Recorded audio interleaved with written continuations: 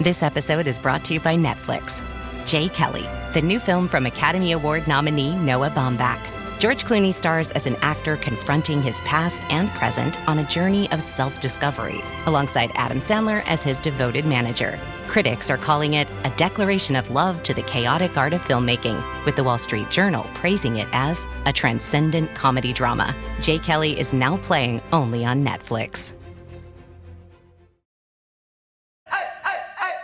Meet the computer you can talk to. With Copilot on Windows, working, creating, and collaborating is as easy as talking. Got writer's block? Share your screen with Copilot Vision to help spark inspiration, and use Copilot Voice to have a conversation and brainstorm ideas. Or maybe you need some tech help. With Copilot Vision, Copilot sees what you see. Let Copilot talk you through step-by-step guidance so you can master new apps, games, and skills faster. Try now at windows.com/Copilot. Welcome back, True Crime Army. I am your host, Margot, and this is Military Murder, a show where I bring you true crime stories involving the military or veteran community, all with one goal in mind, to remind you to remain vigilant always. Today, I am bringing us back to Fort Hood circa 2020 because a lot happened that year. As you might recall, 2020 was the year of COVID. 2020 was the year that Vanessa Guillen went missing. And 2020 was the year that we all started to hear more and more about all the bad things happening at or near Fort Hood. And today's case involves a soldier from Fort Hood, and I feel like his story kind of got lost in the chaos. Join me today as I tell you the tragic story of Private First Class Brandon Rosecrans. Now, let's dig in. Military murder is an independent project and is not endorsed by the Department of Defense or any military component. The views expressed are those of the host. The content of this podcast is not meant to be legal or medical advice. Warning, this episode contains graphic details of murder and is not suitable for young listeners. Listener discretion is advised.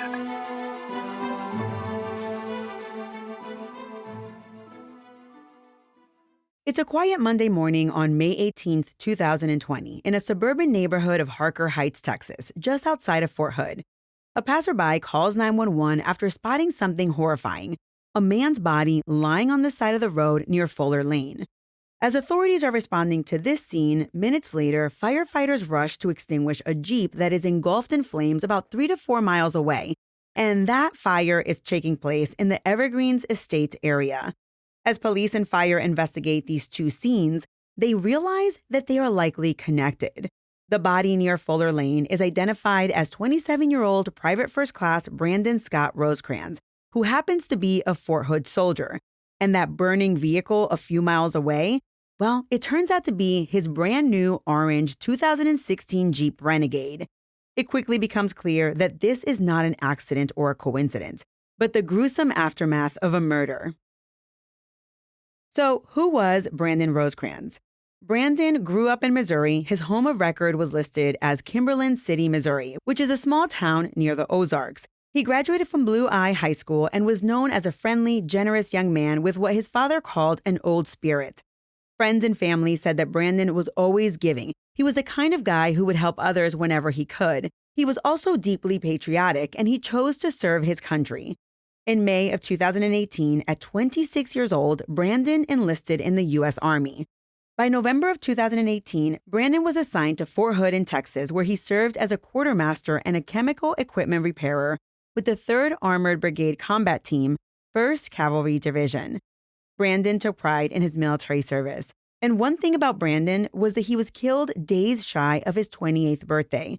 In fact, his Jeep that was found engulfed in flames, that was a gift from Brandon to himself that year. But that year, 2020, instead of calling to say happy birthday to their son, Brandon's family was instead preparing to bury him. And that Jeep, well, it turned out to lead to many clues in finding Brandon's killer. Now, let's go back to that morning of May 18th, 2020, when everything unfolded. Just around 10:15 a.m., Harker Heights police received a phone call of a man lying unresponsive by the side of the road in the 2100 block of Fuller Lane. This area is pretty quiet. It's a suburban stretch near a place called Stillhouse Hollow Lake. Basically, it's a secluded residential area on the outskirts of town.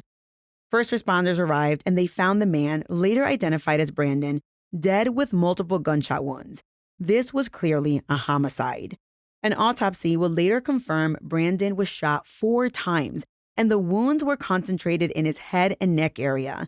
The shots were also identified as being fired at very close range, and the ME could tell that this was the case due to dense stippling, which is powder burn marks around the wound entries. So what did this mean? This meant that Brandon was shot execution style. While officers were processing the scene on Fuller Lane, a second call came in only minutes later. There was a vehicle fire that had been reported a few miles away on a residential street called Jubilation Drive. Firefighters rushed over, and that's where they found an orange Jeep Renegade ablaze, flames consuming the vehicle. Once the fire was extinguished, they ran the plates and discovered that the vehicle was registered to none other than Brandon Rosecrans. The Jeep was found about 3 to 4 miles from where Brandon's body lay, so investigators began to form a working theory. Someone killed Brandon, dumped his body, drove his car somewhere else, and then burned it to get rid of evidence. Because Brandon was a Fort Hood soldier, the local PD teamed up with Army CID to investigate Brandon's homicide, and on that very first day, a critical clue emerged from the burned vehicle. The fire marshal who was inspecting it noticed that there was a hole in the back passenger side door, and that hole looked a lot like a bullet hole. Inside the Jeep, the front passenger seat was reclined nearly flat, and these 2 small details would later turn out to be very important. Back on Fuller Lane, where Brandon's body was found, officers searched for evidence in the vicinity, but they didn't find any weapon or shell casings. So they canvassed both neighborhoods, the one where Brandon was found, where his body was found, and the one where the Jeep was found. They wanted to see if anyone saw or heard anything. And sure enough, one witness near the burning Jeep reported something suspicious. Around the time that the Jeep was found burning, a neighbor saw 2 people walking away from the area. They were coming down a hill from where the Jeep was burning. The witness actually called out to these 2 people, and the 2 individuals immediately changed direction and took off, avoiding contact with that neighbor. Investigators also managed to obtain surveillance video from the neighborhood where Brandon's body was found. And this is where the timeline began to get clearer. Video from a security camera showed Brandon's orange Jeep Renegade, right? Because an orange car, you can't escape it, right? So that video showed the Jeep Renegade driving into the neighborhood near where his body was found at about 7:16 a.m. Then, just 5 minutes later, at around 7:21 a.m., the camera caught the Jeep leaving the area. Whoever was in that Jeep likely used those 5 minutes to dispose of Brandon's body. But as the investigators were discovering the fact of Brandon's murder, it was even more shocking. Who would be brazen enough to drive a bright orange Jeep into a neighborhood during daylight hours and dump a body? Was this drug-related? Was this a robbery? Or was this something much more personal?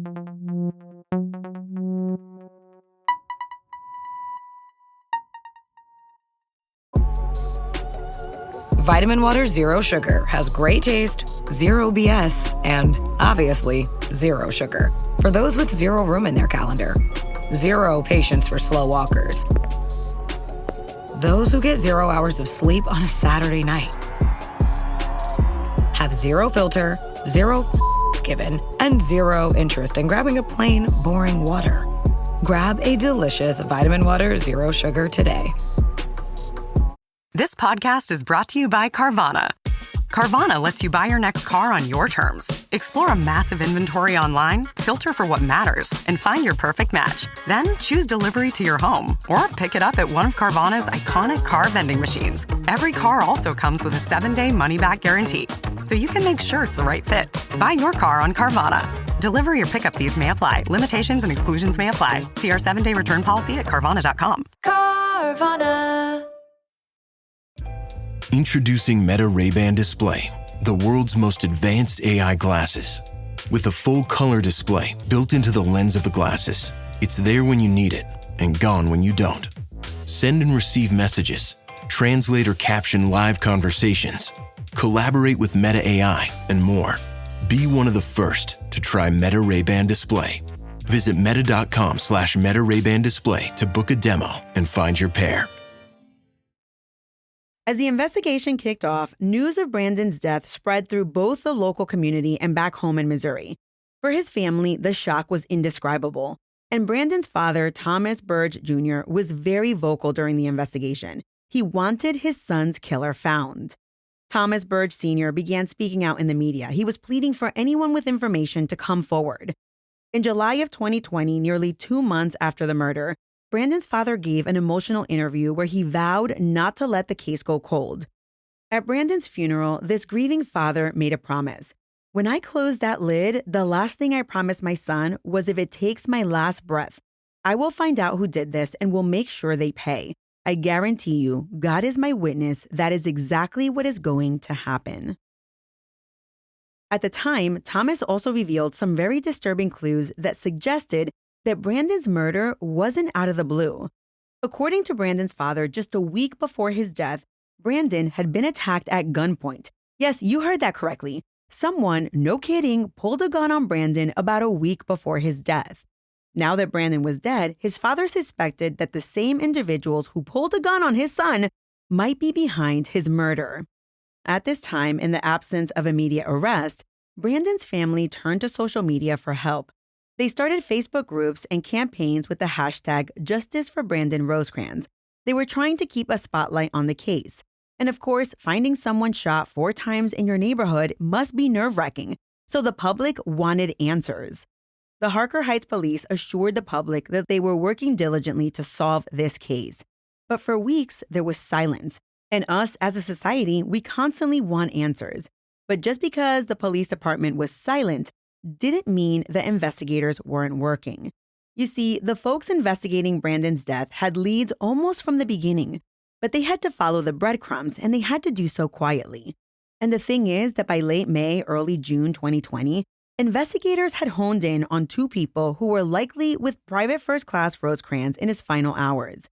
Those suspects were 28-year-old Brandon Michael Olivares and 37-year-old Estrellita Star Falcon.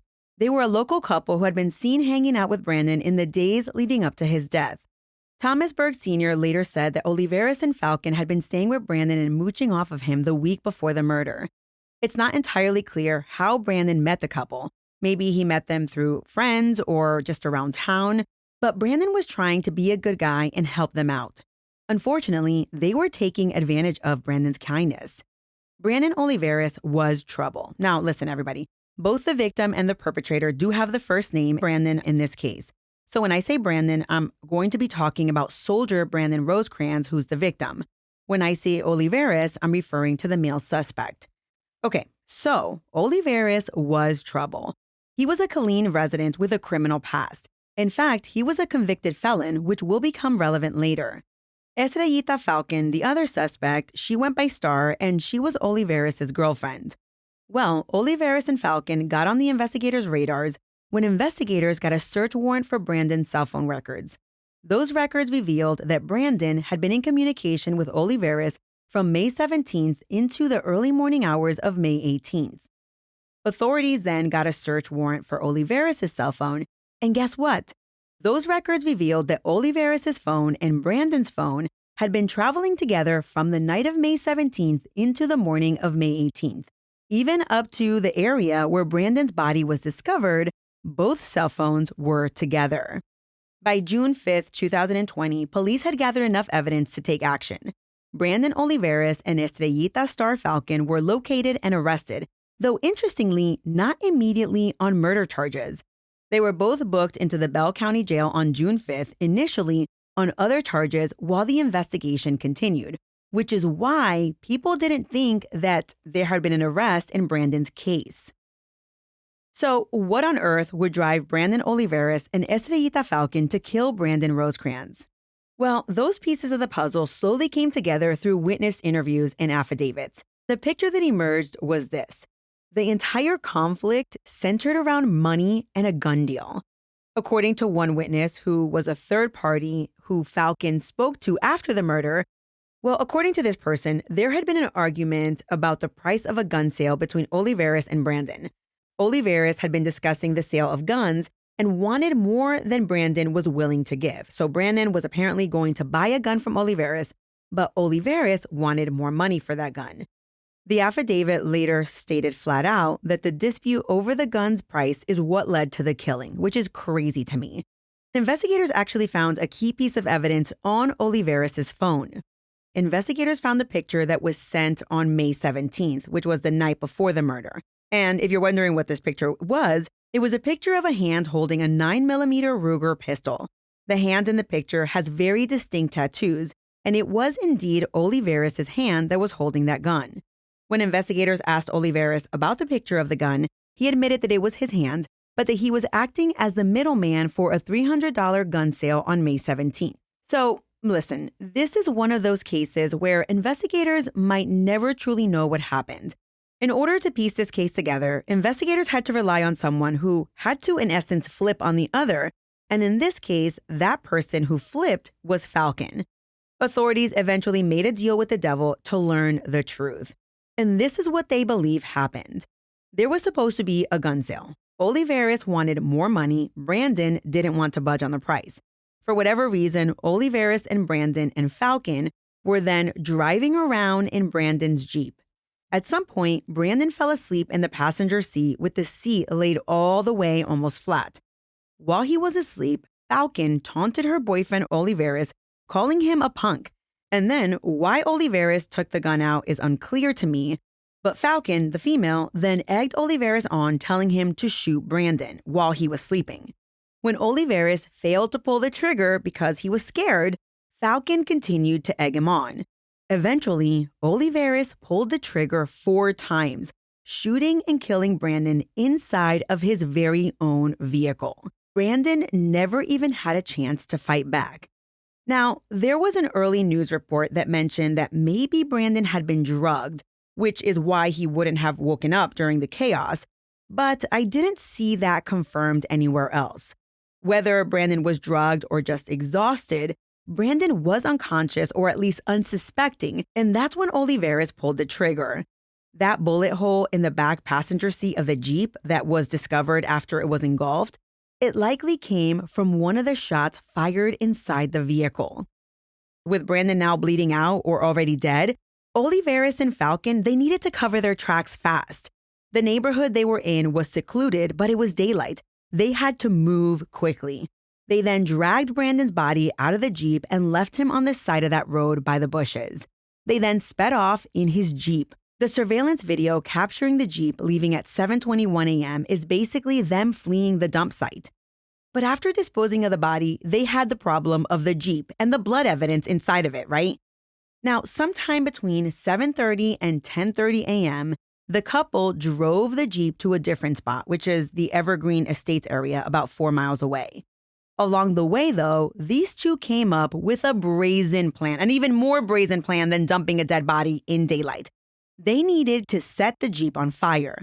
But unbelievably, this couple needed something to start the fire. They needed gasoline. And here is one of the most twisted details of this entire case. Olivares and Falcon were so damn broke that they didn't even have $10 to buy gasoline. So what did they do? They used Brandon's cell phone to message a bunch of his friends to ask for gas money. That's right. They impersonated Brandon. They messaged Brandon's friends saying, "Hey, I ran out of gas. Can you spot me some money?" And guess what? One of Brandon's friends actually cash apped $10 to Brandon's phone. And the perpetrators, they used that money to buy $10 worth of gas that they later used to douse Brandon's Jeep. Now, let that sink in. The killers literally crowdfunded the arson with money from the victim's friend. It's almost unbelievably brazen and cruel, using the victim's own social circle to finance the cover-up of his murder. With a gas can now filled, Olivares and Falcon parked the Jeep on Jubilation Drive and set it ablaze. Then, during their escape, they were spotted by a neighbor. By 10:30 a.m., police and firefighters were on the scene, and this is where our story comes full circle to where the investigation began. But this is all just what Falcon said happened. What did Olivares have to say about this entire allegation?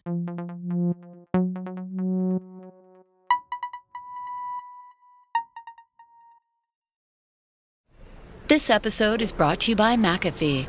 I got a message that our flight was canceled. But they can put us on another flight, and we just need to confirm our credit card info. Wait, I got a security alert from McAfee. It flagged that message as a scam. McAfee's scam detector automatically spots and alerts you to suspicious texts, emails, and deepfake videos. Learn more at McAfee.com/online protection. Everyone wants the Emirates NBA Cup. And things are heating up. 30 teams started. Bang! But only 8 have advanced to the single elimination knockout rounds. To survive, they'll have to be hungry, relentless, ruthless. Are you kidding me? They all want the cup, but only one team can claim it. Who will capture the cup? Emirates NBA Cup semifinals, Saturday on Prime.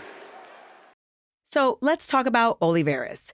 Once Olivares was in custody, he didn't immediately confess. Instead, he started with one story, then changed it again. According to police affidavits and later court records, these are the tales that Brandon Olivares spun. Story number 1. Olivares initially claimed that after hanging out that night, it was Olivares, Falcon, and Brandon. They bought some drugs. Then Olivares and Falcon left Brandon alive and kicking. He was alive and kicking in the area where Brandon's Jeep was later found burning. Story number 2. Next, Olivares concocted a more detailed and bizarre tale. He said that another man was actually the killer and he just happened to be there. You see, all of them had been in San Antonio, Texas that weekend, and they were driving back. Olivares sold the gun that he was trying to sell to that guy, and that guy was in the vehicle, and that was the guy that they were driving back with from San Antonio. That guy, I don't know his name, so that's why I'm saying that guy. Well, that guy, the one who purchased the gun, used the gun he had bought from Olivares and shot and killed Brandon. I know, it makes zero sense. Thankfully, Olivares gave investigators a name. He didn't just say that guy, but, we don't know what that guy's name is. The investigators did. So Olivares gives the guy's name to investigators, and when the investigators follow up with this person and they do a search for the man's phone, the phone records showed that this man was nowhere near San Antonio, and the man's phone stayed in Killeen the entire time, never appearing in Harker Heights where Brandon was found. On top of that, the man had an alibi. But there was one more thing. When Olivares told investigators that he was trying to sell the gun to this guy, there were messages on Olivares' phone showing that Olivares was actually trying to sell the gun to a completely different person. This story is so confusing. I mean, lies tend to get really messy. Thankfully, those other people who Olivares was trying to throw under the bus had real alibis, or they might actually be in trouble in this case. Anyway, let's move on to story number 3. When all the other lies failed, Olivares reverted to blaming the victim for his demise. You see, Olivares then said that he killed Brandon. He was like, yeah, it was me. I killed him. And I killed Brandon because Brandon attempted to sexually assault my girlfriend, Falcon. But this story failed as well, because when Falcon herself was interviewed, she debunked this lie. She told police, no, listen, Brandon never tried to sexually assault me, and Olivares' claim is bogus. With each story that Olivares told, detectives were able to knock it down with facts. And honestly, you can't ever really believe what comes out of perpetrators' mouths anyway. You need actual evidence. And they had that in this case. They had the cell phone GPS data, they had the surveillance video, they had a witness from the fire scene who saw 2 people leaving. They also had forensic evidence from the Jeep, like the bullet hole and the seat position, and they even had physical evidence from Olivares' own property. I know, I almost forgot to mention this one thing, but during the search of Olivares' house with a search warrant that happened on June 4th, police found a burn pit in his backyard. And inside that burn pit, guess what they found? They found a burned Jeep key. That's right. Think about that. Olivares tried to destroy Brandon's Jeep key by burning them, likely to eliminate any type of electronic data or just to hide the fact that he had them. But he thankfully screwed up because he didn't get rid of the charred remains well enough. and investigators literally dug out a burnt key from that fire pit. Add to that the cell phone photo of Olivares' tattooed hand with the gun, which tied him directly to the murder weapon. The evidence in this case was overwhelming. Faced with all of this, Olivares eventually had no choice but to drop the lies. Meanwhile, Falcon had her own legal issues. Initially charged with using Brandon's Jeep and hindering apprehension, she was in a precarious spot. If she had been fully complicit in the murder, which it looks like she was, she could face murder charges. But listen to this. Because she helped investigators, she never ended up being charged with Brandon's murder. In the end, Falcon took a plea deal for her role.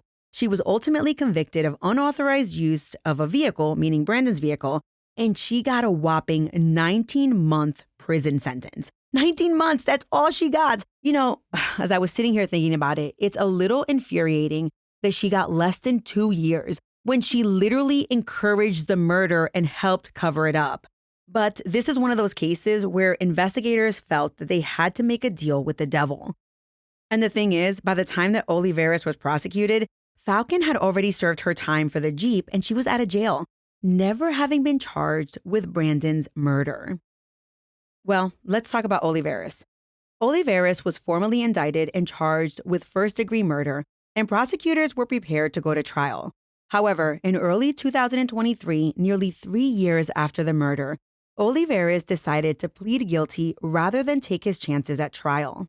In March of 2023, Brandon Olivares finally admitted in court what the evidence had shown all along, that he was the one who shot and killed Private First Class Brandon Rosecrans on May 18, 2020. By pleading guilty to murder, Olivares spared Brandon's family the ordeal of a trial and likely earned himself a slight break in sentencing. On March 24, 2023, in a Bell County courtroom, Olivares was sentenced to 40 years in prison for the murder of Brandon Rosecrans. This guy, Brandon Olivares, was 31 years old on the day that he was sentenced. Additionally, remember when I mentioned that Olivares was a felon? Well, when this case was discovered, he became a felon in possession of a firearm. That was a separate charge. He also ended up pleading guilty to the felon in possession charge and got a 10-year sentence for that, but it runs concurrently with the murder sentence, so at the same time. When that sentence was handed down, it was a culmination of what Brandon's father had promised. Thankfully, Thomas Burge Sr. did get to face the person who killed his son in court, and he got to see him being held accountable. Now, as we close this case, let's take a moment to honor Private First Class Brandon Scott Rosecrans. Brandon was a young man who served in uniform. Even though he didn't serve for a very long time, he had his entire life ahead of him. He died at the hands of 2 people that he was helping out.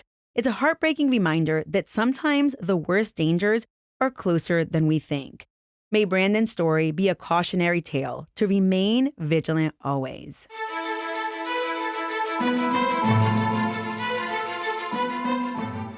Thank you, True Crime Army, for listening here. It's been a long time coming that I cover this case from start to finish, and I'm so glad that we can finally remember Brandon Rosecrans and that justice was actually had in this case. Listen, if you like hearing these stories and you like to hear cases from start to finish, make sure you click that little plus sign wherever you're listening. That way, you are officially following the show, and when I release a new episode, you will be the first to know. If you are fully caught up with all of the episodes and you not only want to support the show, but you also want access to over 50 bonus episodes, be sure to check out my Patreon at patreon.com/militarymurder. There, you can access not only ad-free listening, but also over 50 bonus episodes. When you do that, you support this show and you are ensuring that I can continue to do this as long as possible. My sources for this episode include articles in the Army Times, Fox 7 Austin, Stars and Stripes, KSAT News, KCBD, KWTX, and KY3 News. Military Murder is a Mama Margot production. The music was created by Ty Ops. Until next time, remember, you never really know what someone is capable of, so remain vigilant always. You have a fabulous week, and I'll keep digging to bring you another military murder story next time.